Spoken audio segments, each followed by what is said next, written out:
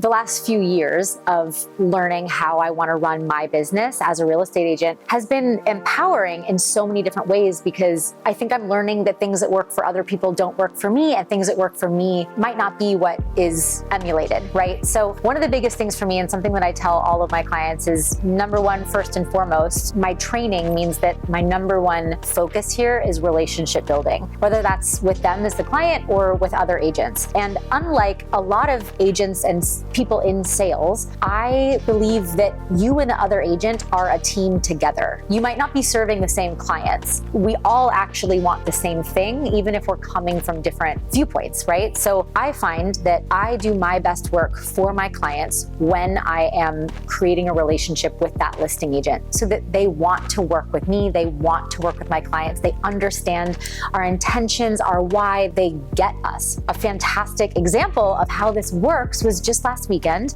I have a couple of clients who love West Seattle. They know they want to live there. We've been looking on and off for a little while, but this is going to be one of their first big steps into writing offers. We found this home. They love it. They went to the open house. We showed it separately. They went to the open house again. We love it, right? And so, of course, when I get the message saying, oh my gosh, we really love this place, first thing I do, I pick up the phone and I call the agent. Oh my gosh, like what a gorgeous listing you have. This is so stunning. Like what a cool, right? We're just asking questions. We're building the relationship, actually getting curious about that agent, about how she does her business, what her sellers are off to do, what the exciting next chapter is for them. Next day, call back. Hey, just checking back in. You know what? My clients, I got to talk with them a little bit. They're going to go back and view again at the open house today. This is really exciting. I don't really have any updates for you, but just wanted to see what you're seeing. Are you anticipating any offers? You know, would you mind sharing how many times you've sent the inspection report out? Again, curiosity, relationship building. We did this multiple times throughout the weekend, small texts here and there. And by the time it came to write the offer, it was pretty apparent that it was going to be competitive. And truth be told,